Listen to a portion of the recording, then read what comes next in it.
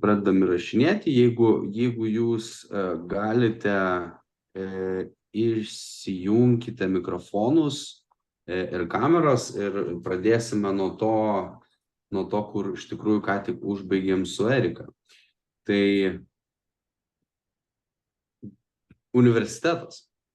Ir kiekvienas iš tikrųjų iš mūsų turime savo gyvenimo universitetą. Tai yra pirminis, tai yra visiems duotas be išimčių. Ir net jeigu pasižiūrėtume į pasaulinio lygio situacijas, kur, sakykime, žmonės neturi išsilavinimo, prieigos prie išsilavinimo tokio, gyvenimo universitetas jiems yra duotas. Visiems jisai yra duotas.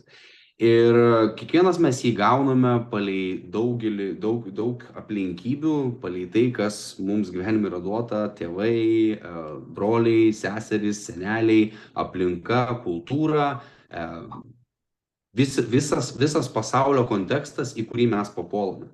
Ir tas pasaulio kontekstas mums sukuria sąlygas, kurių metu mes, praeiname tam tikrus iššūkius, atrandame tam tikrus dalykus, patiriame kažką, kas galbūt mus nuveda vienokia ar kitokia kryptimi gyvenime. Ir nežinau kaip jūs, tačiau mano gyvenimas pasisuko iš tikrųjų labai skirtingas kryptis, kur visą laiką krypau link žmonių suvedimo į vieną vietą, link žmonių subūrimo kartu, link aiškumo, link sprendimų. Ir visa tai mane vedė tyrinėti šį pasaulį, tyrinėti savo sugebėjimus ir dėl to aš tarp 19-20 metų periode aš pradėjau priimti sprendimus, kurie mane privedė prie verslo, kurie mane privedė prie bendruomenių kūrimo, kurie mane privedė prie saviugdos, darbo su kompanijomis, su žmonėmis, su bendruomenėmis ir komandomis. Ir visa tai leido man patirti tam tikras progresijas, tam tikrus žemiškus pasiekimus, kurie leidžia man gyventi gyvenimą tokį, kokį aš noriu, kokį aš galiu sau leisti, ir tai leidžia man dalintis. Ir šiandien aš noriu su jumis patrupinti 5 meduolius. Ir tie 5 meduoliai, kuriuos mes patrupinsime, gali kai kuriuose vietose būti visai netokie ir skanūs, kaip mes esame pratę. Ir kodėl meduoliai? Nes, mes savo gyvenime viską turime sutrupinti, iš betoninių skulptūrų padaryti trupinukus ir sulipdyti visą tai vėl iš naujo. Ir traumos ir yra tie mūsų 5 meduoliai. Ir šiuolaikinėme pasaulyje yra trendas. Aš visai neseniai vienoje lietuviškoje pasidalinimų grupėje pamačiau postą, kur žmogus, anonimiškas postas, aišku, buvo, kur žmogus dalinasi nuomonę apie tai, kad tai visas tas traumų gydymas ir panašiai yra iš tikrųjų trendas. Ir jis paminėjo, kad tai yra skirta mažinti stresui, gerinti santykius su savim, kažkas tokio. Ir paskui tokie buvo išvardinti dalykai, tokie, marketinginiai. Ir ką noriu pabrėžti, kad įvardindamas, jog tai yra 5 meduoliai, aš nepridedu tam, nei atimu tam jokios vertės, tai tiesiog naudoju kaip metaforą. Ir noriu, kad suprastumėte, jog tai nėra kažkoks trendas, tai tie, kurie žiūrite, noriu, kad išgirstumėte tai, jog traumos yra kaukių sluoksniai, tai yra mūsų suformuoti mąstymo modeliai, išgyvenimo ir išsikapstymo mechanizmai. Tai yra visa ta kombinacija traumų, tų įvykių, kurie mus priveda prie to, ką mes turime šiai dienai savo gyvenime. Ir dabar pirmas meduolis tai išdavystė. Ir išdavystė remiasi kontroliuojančių elgesių. Matote, kai mūsų išduoda ne tai, kad mus išduoda mūsų įsitikinimus, išduoda mūsų pasaulėžiūrą apie tuos žmonės, kurie mus išdavė. Ir jeigu tie žmonės yra dalis mūsų aplinkos, tai automatiškai keičia mūsų, kokiam fundamentaliam lygyje iš tikrųjų keičia mūsų požiūrį apie mūsų aplinką, apie tai, kaip kas ir kodėl kas. Ir mes pradedame formuoti tikrai kitokius suvokimus, kai tai yra per išdavystės prizmę. Dabar, kaip mes žiūrime į išdavystę? Kodėl mes taip žiūrime, kaip mes žiūrime, ne? Kiekvieno požiūris į išdavystę yra individualus. Ir, sakykime, trumpai pasidalinsiu, tai aš turiu tokį posakį apie pasitikėjimą. Tai kai susitinki su nauju žmogumi, tu duodi jam 100% pasitikėjimo stiklinę ir visa kita, kas vyksta toliau, tai yra tos stiklinės taškymas. Ne?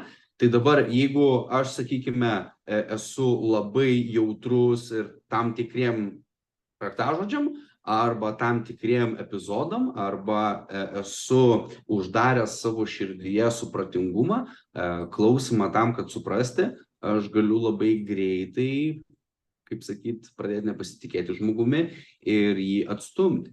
Kas vyksta priešingai, jeigu aš esu supratingas, jeigu aš iš tikrųjų esu labiau linkęs kurti galimybės negu atiminėti jas. Sakykime, pasitikėjimus, jog žmogus mokosi, yra tam tikri dalykai, kurie mano nuomonė yra, su kuriais galima taikstytis ir kuriuos galima palaipsniui perdirbinėti, nes man pačiam teko tai pereiti. Ir yra dalykai, kuriuose galbūt šiai dienai pasakyčiau ne. Tai yra tam tikri bruožai, pavyzdžiui, akivaizdus sąmoningas melavimas, slėpimas. Tai, sakykime, vis tiek mes turime tą kažkokią tais kontrolę savo aplinkoje, kur vyksta natūrali tvarka kažkokia, tačiau mes pradedame užduoti klausimus, kodėl. Ir dabar tas kodėl tas elgesio mechanizmas atsiranda nuo išdavystės būtent toks ir kada.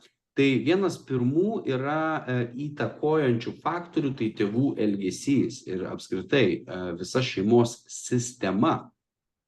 Tai pavyzdžių gali būti labai daug, kaip matote skaidrėse, tai vienas iš tėvų turi meilužį, dėl ko įvyksta nepasitikėjimas šeimoje, kur atsiranda baimė, kur atsiranda nepagarba ir visi šitie dalykai prisideda prie poreikio kontroliuoti. Mes norime kontroliuoti žmonių pagarbą, mes norime kontroliuoti žmonių telefonus, privatų gyvenimą, net jų mintis.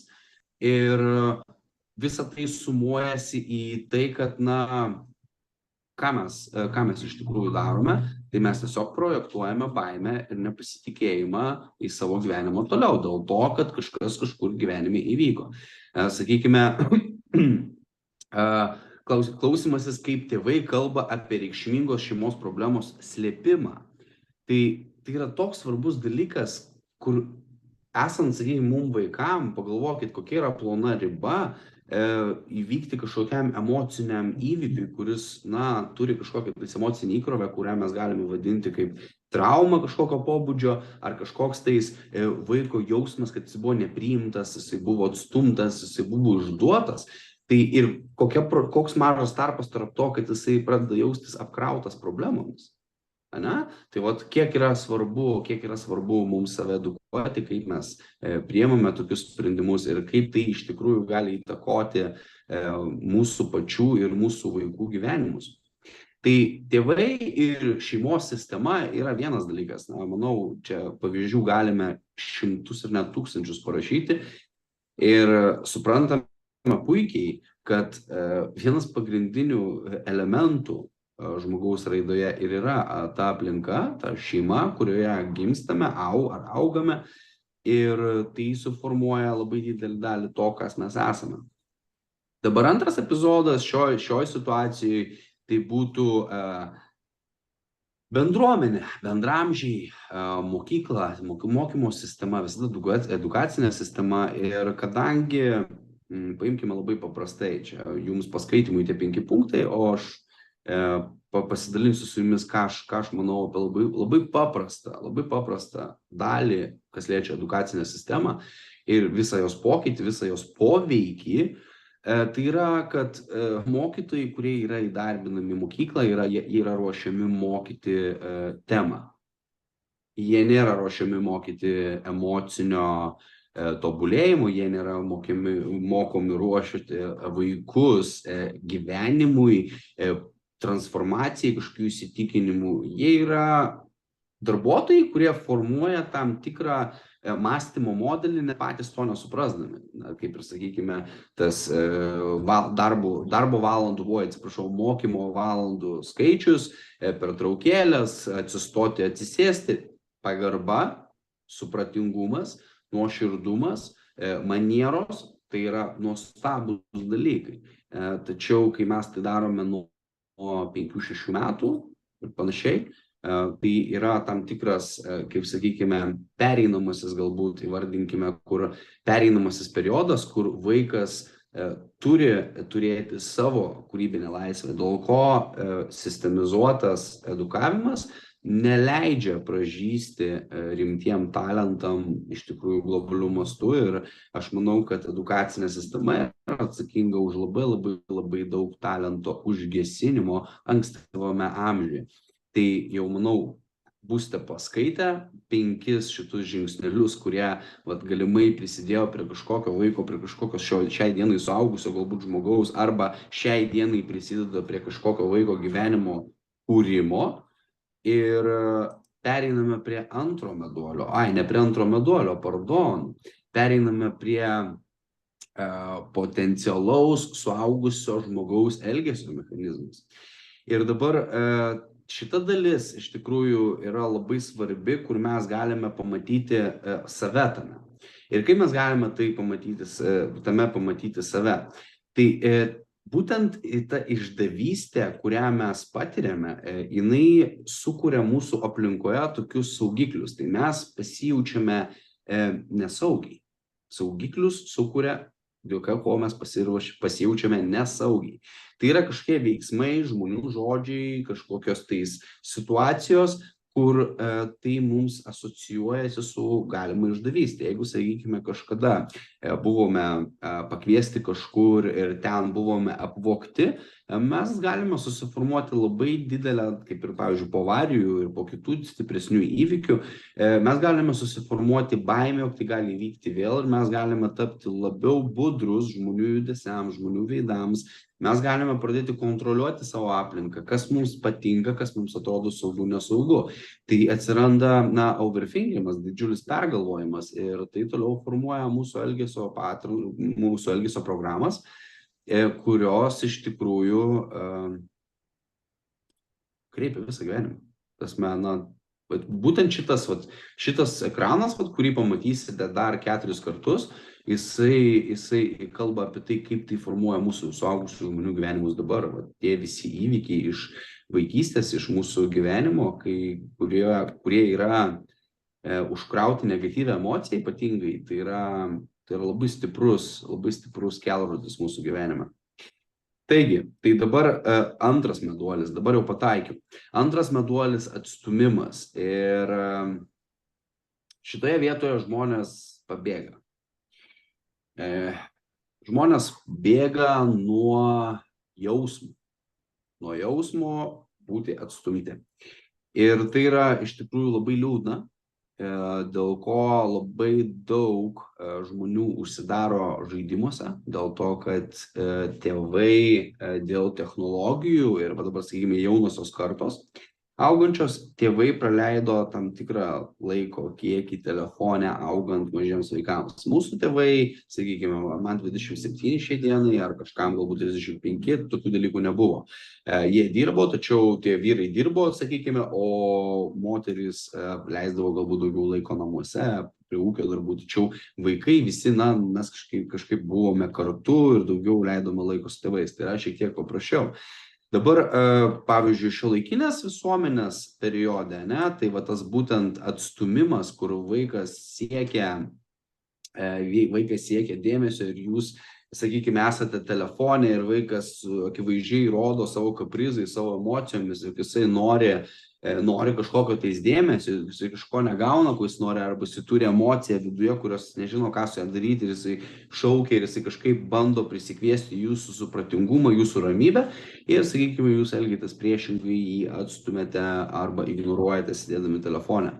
Tai padaro, kad jūsų vaikas bijo paprašyti emocijos ir jam yra lengviau jos neprašyti, atsitraukti nuo jūsų.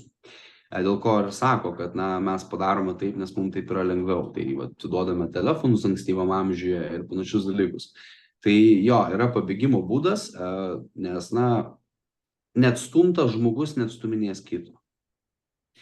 Ir visa tai eina vėlgi šeima, vėlgi eina į mokyklą, vėlgi yra patyčių aspektas, kas aišku, čia ir tolimesnėse traumose bus paminėta. Bet pats principas yra, kad mes iš tikrųjų galime pamatyti labai labai paprastus bruožus tarp tėvų elgesio ir tarp mokyklos refleksijų. Ir čia yra pavyzdžiai. Galima ir daugiau pavyzdžių paimti, galima ir kiemo pavyzdžių paimti, tačiau pagrindiniai du aplinkos elementai, kuriuos mes galime aptarti, iš tikrųjų tai yra namai, namų aplinka, saugumas, mokykla, kas taipogi turėtų būti ir yra kažkoks saugumas.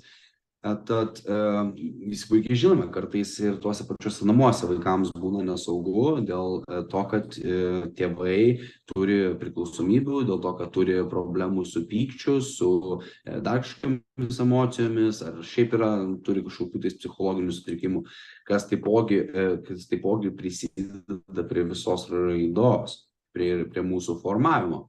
Dabar suaugusių elgesys šitoje vietoje, atstumtųjų tų vadinkime, atsiranda tas momentas, kur mes nesijaučiame priimti, kur mes nesijaučiame priimti bendruomenės, kur mes nesijaučiame priimti komandos, bendradarbių, kaimynų, šeimos narių. Ir gali atsirasti toksai kaip socialinių burbulų tinklas, kur mes bendraujame su labai atskirtais žmonėmis, individualiais žmonėmis, kur mes neturime tokių santykių, kur, sakykime, būtų, šeima bendrauja ar komanda bendrauja. Ir, atrodo, kad galbūt daugelio gyvenime galėtų to būti, tačiau vienaip ar kitaip žmonės yra linkę dalyvauti, linkę kultūrintis, socializuotis, ir jeigu to nėra, tai gali būti vienas iš pagrindinių dalykų, jog yra atstumimas ir sunku yra priimti save. Dabar trečias meduolis.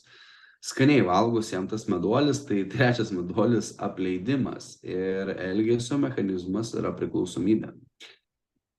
Ir čia rašo, asmenys bijantis apleidimo gali išvystyti priklausomybę nuo kitų.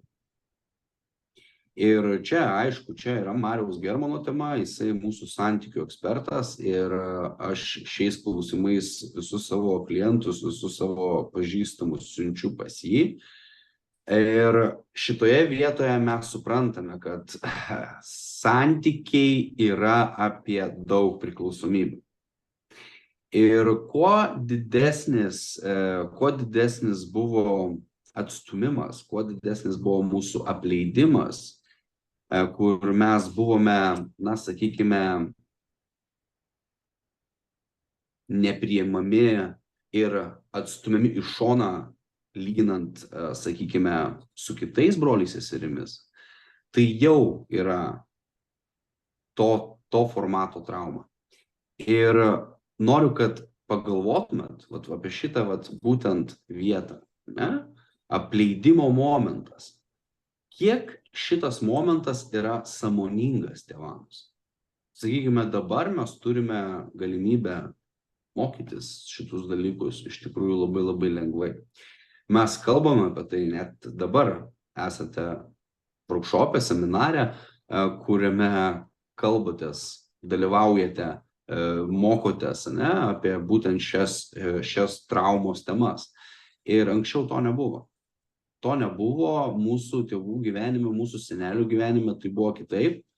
Ir jų gebėjimas suprasti, kurie mus, kaip sakyt, paliko, labai ribotas. Lygiai taip pat kaip ir švietimo sistemoje, lygiai taip pat kaip ir bendramžių rate apskritai sąmoningumo lygis tai yra vaikai, tai yra, kur jie negalėjo to gauti iš savo tėvų, mes galime sakyti, kad jie turėtų mąstyti blaiviai ar žinoti, kaip jie elgtis tinkamai, tai yra sudėtinga. Mes suaugę blaškomės, taškomės ir tai prieina prie tokių dalykų kaip negebėjimas judėti vienam kelyje, negebėjimas būti su savimi, mums reikia kažko. Ir kai turime kažką, kai turime šeimą, atsiranda tuštuma, mes jaučiame tuštumą. Ir pradedame svaigintis, pradedame vartoti alkoholį, pradedame žaisti žaidimus, pradedame bėgti į seksą, pornografiją ir visas kitas svaiginimosi priemonės, nes kažko trūksta, kažko nėra. Atrodo toks labai paprastas dalykas. Tačiau tas palikimas, tas stiprus įvykis galbūt kažkoks žmogaus gyvenime, jisai turi tokią įtaką, kad tai yra pasąmoningas įsitikinimas, kurio galbūt jūs neapčiuopiate, neįvardinate, tačiau jisai yra priežastis, dėl ko mes išduodame save, mes paliekame save, savo norą keistis, mes išduodame savo pažadus savo. Ir tai yra labai stiprus ir labai gilus jausmas, kaip ir visi kiti. Tiesiog šitas jausmas atsakingas tiesiogiai už visus tuos vaizdus ir tuos skaičius žmonių, kurie gyvenime neišlindo iš kažkokios svaigalų liūno. Tai yra labai labai stipri ir labai svarbi emocija. Tad duokite šią emociją savo, pasirūpinkite savimi. Ketvirtas meduolis – pažeminimas. Mozochistinio pobūdžio elgesio mechanizmas. Tai yra save išduodantis, save sabotuojantis, jeigu toks žodis iš viso lietuvių kalboje yra. Ir tai yra žmonės, kurie žemina save, kurie turi negatyvias mintis apie save, tai yra žmonės, kurie turi pastoviai daug kritiško, ciniško mąstymo, nihilistinio charakterio bruožų ir kitų panašių savybių, kurios labiau asocijuojasi su gėda, pažeminimu, su ankstyvo amžiaus neteisybės įvykiais.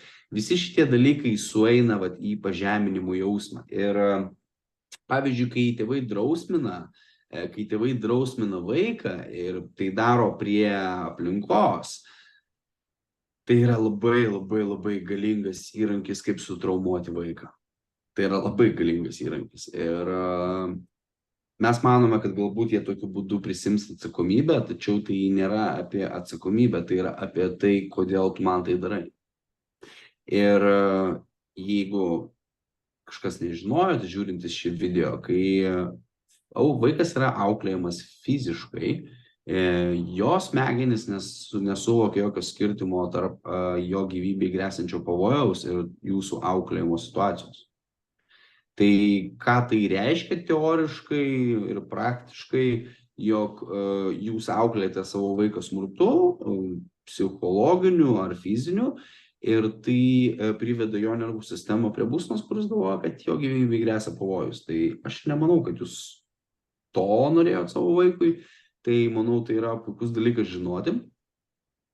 Ir štai čia yra pavyzdžių, kurie leidžia šiek tiek pažvelgti, ir jeigu paimtumėte iš kiekvieno pavyzdžio ir pasiplėtotumėte tai savo, pasidarykite screenshotą kiekvienos iš traumų būtent tėvo elgesio, atsisukite įrašą ir pasidarykite ir tiesiog paimkite, išplėskite, kiek galimų scenarijų panašių į tai gali būti ir kiek galimai galbūt net buvo ir mūsų gyvenime, kur iš tikrųjų atsiranda tas toksai vidinis pokalbis, kur, sakykime, kai reikia svajoti drąsiai, arba reikia priimti drąsų pokytį, arba priimti pasiūlymą, arba griebti galimybę, arba daryti kažką, kas keičia, gerina, evoliucionuoja mūsų gyvenimą ir, tada atsiranda toks, tai kam tau, taigi, durnelį, ką tu stumi, taigi čia, kam tai, tu nesąmonė, dar viena.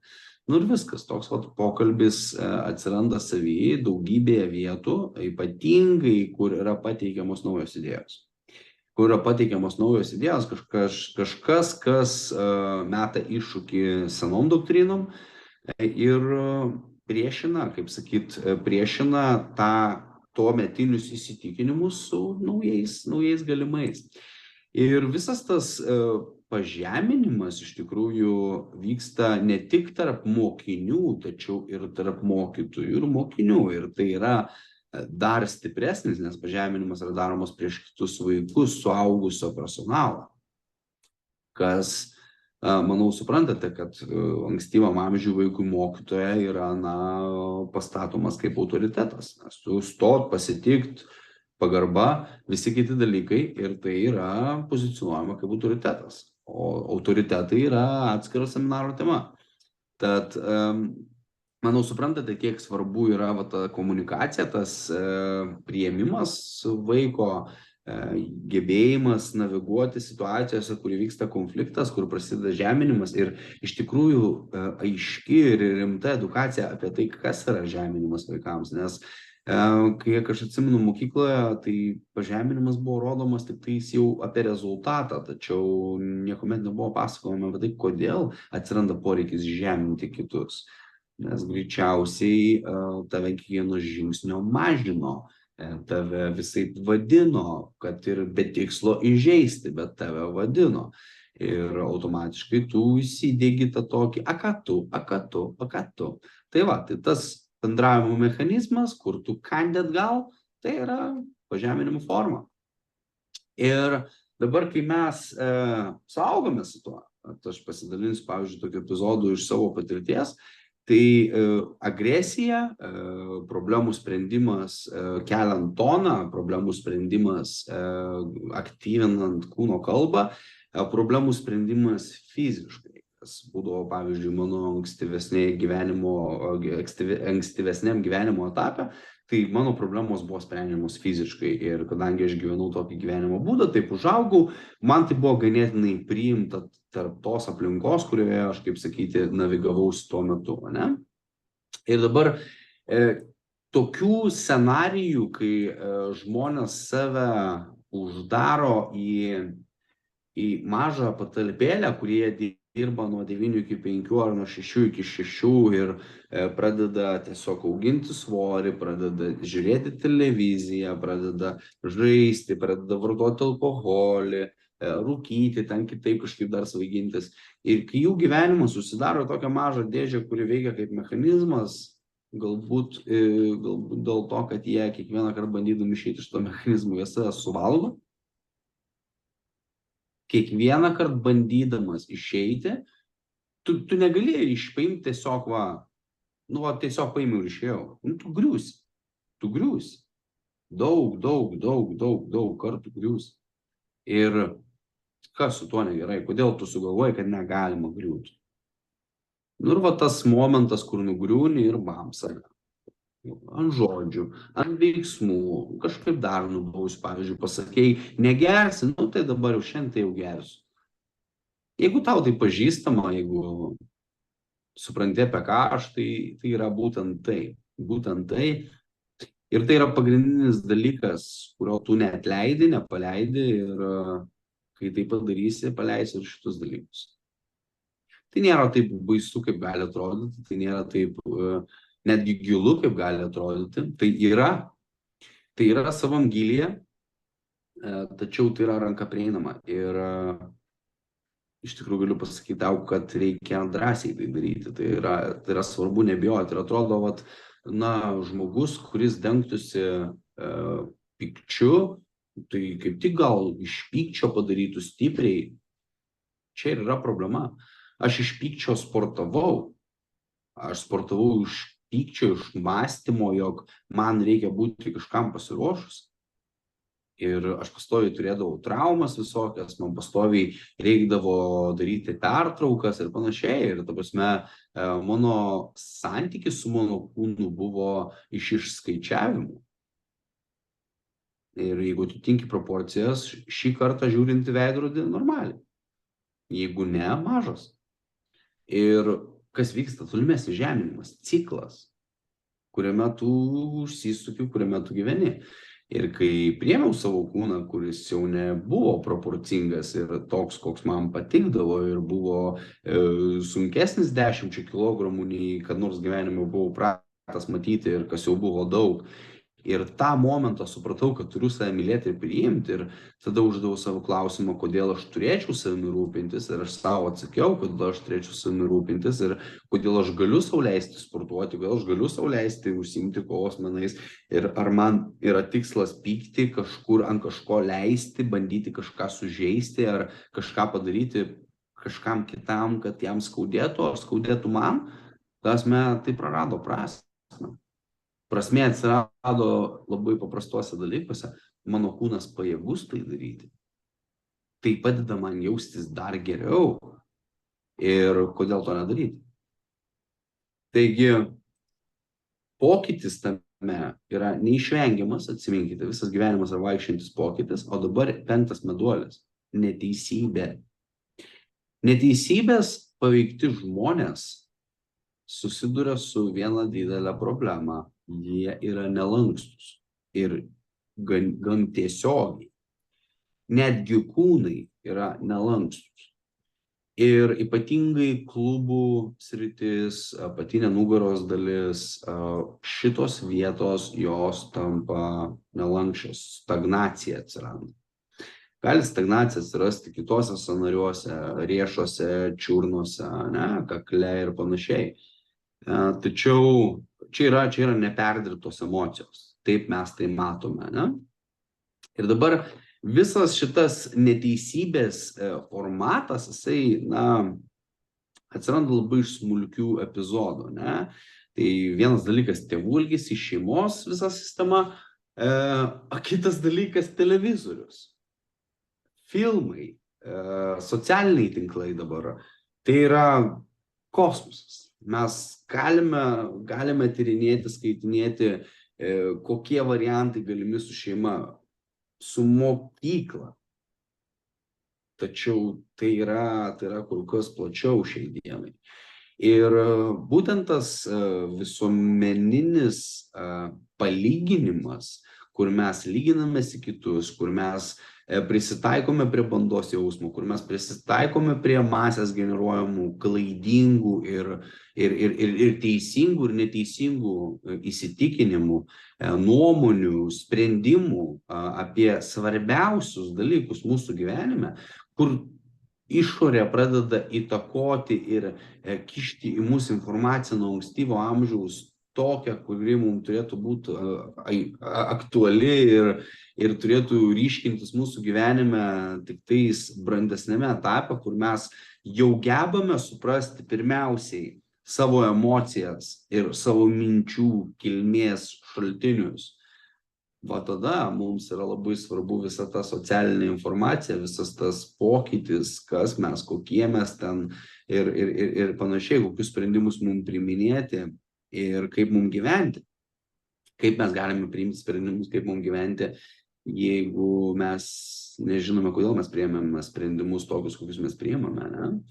Ir dabar pats faktas suaugusio žmogaus, kuris patyrė neteisybę, tai va tas stagnacijos modelis, kuris teigia, jog, žiūrėk, yra taip ir taip, ir nėra kito varianto. Visada yra variantai. Visada. Kartais tie variantai skiriasi keliais kampais, kartais visų ciklų. Milijonas scenarijų, taip? Kur gali būti pokytis, kur gali ateiti inovacija, kur gali ateiti nauja mintis, naujas požiūris, naujas atradimas.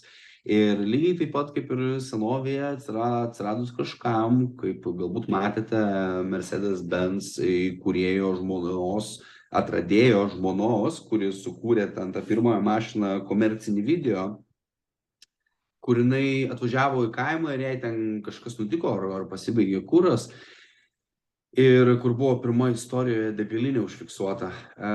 Ir vaikas pamatęs ją važiuojant su tą pirmą mašiną, jis bėgo ir šaukė raganą. Tai kokia yra pirma reakcija? Kažkas ne taip, kažkas nepriimtino, tai yra baisu, baimė, kažkas ne taip, dvejonė, nepasitikėjimas. Ir iš tikrųjų nereikia ir vaikų, nereikia ir Mercedes-Benz laikų, užtenka pasižiūrėti per langą. Ta prasme, mes gyvename pasaulyje, kuriame viena teisybė bandoma užglaistyti su neteisybė, o neteisybė bandoma užglaistyti su teisybė.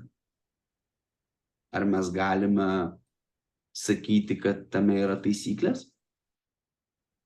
Ir kas jas parašė? Ir tai taipogi neteisybės trauma yra taisyklių nebuvimas. Nes kažkas, kas patyrė labai daug neteisybės, jis iš viso neturės taisyklių. Jis gali neturėti netgi moralinio kompaso, jis gali neturėti moralų savo, sakykime, samuraiškų, garbingų. Jis gali būti labai niekingas žmogus, kuris, įvardinau niekingas, kuris išduos artimą, kuris meluos, sąmoningai meluos su tikslu manipuliuoti, jūs sužeisti, panaudoti ir panašiai. Tai yra labai pavojingas žmogus, tačiau labai sužeistas. Kodėl meduolis? Kodėl meduolis, Karoli? Meduolis iš tikrųjų pagrindinis dalykas man pirmiausiai, kai šovė dėl meduolio, tai yra būtent pats trupinimas, nes mes tą emocinį imprintą, kai tam emocinį įspaudą, kaip aš vadinu traumas, mes jį sutrupiname į aiškius gabaliukus, nu va čia yra iš to padaryta, va čia aš taip jaučiausi, tai pakreipia mane į šitą pusę, ką man dabar su to daryti? Kaip tai gali atrodyti kitoj pusėje? Tai jeigu, sakykime, paimkime magnetizmą, mes turim pliusą minusą, nu tai va turiu minusą, okei, nu čia va mano minusas, negatyvi pusė, ne? Gerai, kodėl tu tokia buvai? Kodėl toks buvo rezultatas to, ne? Nu, vat mes taip trupinam, ne? Kitas dalykas yra tas, kad mes žinome apie tai. Mes žinome apie įvykius, kurie mums padarė skaudą. Mes žinome apie tai, kad mūsų požiūris yra įtakotas tų dalykų, tačiau kapojam išsišiepę. Ir atrodo skanu. Iki to momento, kol reikia dar meduolio, kur mums reikia vėl situacijos, kuri mums primintų tą jausmą, nes, jeigu atkreipsite dėmesį, palei tai, kokias traumas turite, jūs ir įvykius gaudote. Ta prasme, jums yra paduodami įvykiai per tas prizmes. Jūs negalite pamatyti įvykių kitaip, išjausti jų kitaip, tol, kol nesuprantate, iš kur jūs pirmiausiai jaučiate tai. Ir pats visas šitas momentas, kur mes priimame sprendimą daryti pokytį, yra iš tikrųjų auksiniam raidėm parašytas turbūt kiekvienoje knygoje, kurią turėtume mes perskaityti, jog ten prasideda mūsų gyvenimas. Ir mano gyvenime tai vyko prieš 8 metus, prasidėjo, galiu sakyti, pokalbėje apie panašius dalykus ir 2017 metų gegužės 26 dieną patekau į avariją, kurios metu išlipęs iš mašinos paklausiau savęs, kas aš esu. Ir nuo tos dienos patiriu labai įdomią kelionę, kur supratau, jog esu pati patirtis. Ir vienas pirmų dalykų, kas įvyko, kai suvokiau, kad Karolis buvo sukurtas, tai frazė, jog esu komercinis produktas. Ir man nuo to labai skaudėjo, man tai sužeidė ego, sužeidė visą mano pasaulio formatą ir tuo pačiu metu atsakė visus mano klausimus. Kodėl tas taip, kodėl anas taip, o kaip čia tais, o kodėl aš čia taip, o kodėl aš čia tą. Ir kadangi aš visada buvau smalsus, drąsus ir man visada būdavo įdomu pačiam savo elgesį tyrinėti ir suprasti žmonės, nors ir turėjau daugybę problemų, bet tai visada būdavo įdomu. Turbūt su tikslu apsisaugoti nuo išdavystės, nuo, kaip sakyti, kontroliuoti situaciją. Ir tas momentas, periodas, kurį realizavau tai ir visą tai suėjo į labai paprastą dalyką, jog gerai, tai kaip aš savarankiškai, sąmoningai priimu sprendimus, jeigu mano suvokimas, kas yra teisinga ir neteisinga, yra padaryta kaip, kieno įtaka, kokioje kultūroje augant, su kieno dar įtakomis tiem, kurie mane įtakojo, asme, come on, realiai, na ir prasidėjo judesys toliau. Ir kaip iš tikrųjų viena narė, vat, čia visai neseniai man parašė komentarę, jog jeigu neapipilsiu jo šaltu vandeniu, jinai ateis. Ir dėl to pritaikiau tokią gražią nuotrauką, čia mes kartu šokame į ledo pripildytą vonę, nes reikia. Kitaip nematom. Ir jeigu mes matome, tuomet mes turime tai matyti, o ne sakyti, kad tik matome. Dėl to, kad pats procesas, kur jūs priemate sprendimus, jisai reikalauja labai rimto nuoširdumo. Nes paneigti programą yra lengviau negu ją iškelti, ją išrinkti, sutrupinti kaip meduolį ir sudėti iš naujo. Tai reikalauja tam tikro lygio beprotystės, kur tu atsisėdi ir tu perrenki savo gyvenimą iš naujo daugybę kartų, kur tu sudarai salto vėl ir vėl, kur tu vėl eini į tą dziudo klasę, kur tave vėl meta ir vėl meta ir vėl meta. Ir jeigu kas esate buvę imtynių klasėse, kur yra atliekami metimai, tai manau žinote, kad tie pirmi nukritimai, būna išrenka iki pat girnelių. Ir atrodo, kad susirinkti reikia laiko. Tai lygiai taip pat yra ir po didelių traumų atradimo. Prireikia laiko atsisėsti, reflektinti, susidėlioti. Tai yra jūsų procesas kažkoks, kokį jūs patirsite. Vieniem greičiau, kitiem trumpiau, kitiem iš viso lengvai perėjimai kažkokie vyksta, kiti perėjimai sunkesni. Tai yra labai individuali kelionė. Tačiau šaltas vanduo ir metimas salto yra neišvengiamas. Dabar tas salto mūsų gyvenime, ta realizacija, kur mes suprantame, kas nutiko, kaip čia tai nutiko, yra tokių momentų, kaip šis, pavyzdžiui. Pasme, pagalvokit, nuo 0 iki 7 metų jūs gimėte, jūs jau būdami mamos pilve, jau jūs girdėjote, jautėte ir rezonavote su viskuo, ką jūsų mama galvojo, jautė, darė, valgė, gėrė. Ir kas jai buvo sakoma, ir ko pasakoja, kaip visas tas ciklas atsiliepė jos viduje, visa tai tiesiogiai lietė jūs. Kokią įtaką tai galėjo padaryti? Turbūt normaliai. Bet yra dar kitas epizodas. Tai nuo 0 iki 7 metų mūsų smegenys formuojasi. Ir kaip manote, kas tam parašyta? Kempinė ir formavimas. Ir formuojasi ne šiaip smegenys, formuojasi mūsų identitetas, formuojasi mūsų pasaulėžiūra, formuojasi mūsų pagrindiniai išgyvenimo įrankiai, mūsų modeliai, kaip mes mąstome, mūsų išgyvenimo mechanizmas, bėgs, skrisk ar sustink. Mūsų visų traumų kampai formuojasi. Visos tos 5 traumos, jie kaip prožektoriai dabar šviečia, kaip projektoriai, ne? Projektoriai. Puikus labai žodžių žaismas. Ir puikiai labai tinka, nes projektorius rodo vaizdą ir tuo pačiu, tai yra su šviesa. Tai būtent tas projektorius ir per tas 5 traumas toliau mūsų gyvenimą ir formuoja. Ir tas nuo 0 iki 7 tas periodas, kuris yra pats svarbiausias, kur mes jau su tėvais praleidžiame daug laiko ir giminės, ir galbūt jeigu kiemą leido, tai jau ir vaikai, jau kiti tėveliai, jau darželis, sakykime, nuo 2, 3, 4 metukų, priklausomai nuo situacijos, galbūt ir nuo 1 mėnesių jau auklė yra, ir pirmos 1000 dienų, tarp kitko, vaikui suformuoja jo iš tikrųjų didžiąją dalį gyvenimo, kaip jisai mąstys. Tai dabar tie, kurie turite naujagimius, kurių vaikams yra metukai, 2, 3, 4, paklausykite šitą.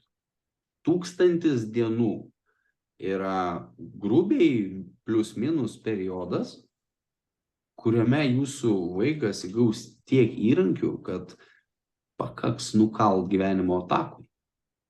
Ir nuo 7 metų tam periode čia, plius minus, jo, lengvai, būkime paprasti žmonės. Nuo 7 iki 14 prasideda integracija, kur mes nedrąsiai, bet jau su visa vaikiška drąsa, priklausomai nuo kakarinės, kokią mes ją turime, ne? Ar mes susitraukę, ar mes išpūstom krūtinėm, taip, pažiūrėkite į vaikus, sakykime. Ir nuo 7 iki 14 vyksta integracija, plaktukas, kalinėje vinis dar neįkaltas, jau yra, jau muša, po biškį, ir čia jau prasideda paauglystė, va. Ir 14 metų mes pradedame labai aktyviai save izoliuoti. Mes pradedame bėgti, mes pradedame rodyti pirmuosius simptomus arba dėmesio maniakizmo arba būtent socialinio atsitraukimo. Pradedame segreguotis arba segreguoti kitus. Ir periodas iki 21, ta socializacija yra mūsų teismas apie tai, kas tos integracijos ir formavimo metu susidarė, ir dabar jau mes praktikuojam, jau viskas, jau mes važiuojam, mes tampam, mano nuomonė, man čia neaiškint mamulę. Ir va ta paauglystė, ir pažiūrėk, kas yra paauglystė, toks, žinai, tu čia, nepasakok. Ir va tas momentas, jo, čia įsiskiepija. Tačiau niekada nevėlu. Ir labai sužeisti žmonės pagyja, ir labai sergantis pagyja, ir tai yra tiesiog mūsų momentas. O dabar trigeris visiems, ir turiu klausimą. Tai užrašykite 3 žodžius, kokius Kieša galimai sako. Ir tas bananas yra cenzūros ženklas, tarp kitko. O Radži daina, ką daryti, tapo Lietuvos mėmų sensacija, ir tai tik tais parodo mums, kokie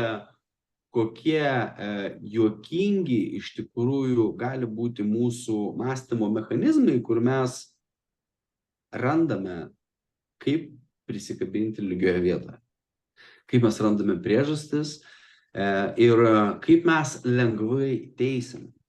Tai dabar nežinau, kokie jūsų žodžiai, bet tie 3 simboliai yra atsisuk į vidų būti.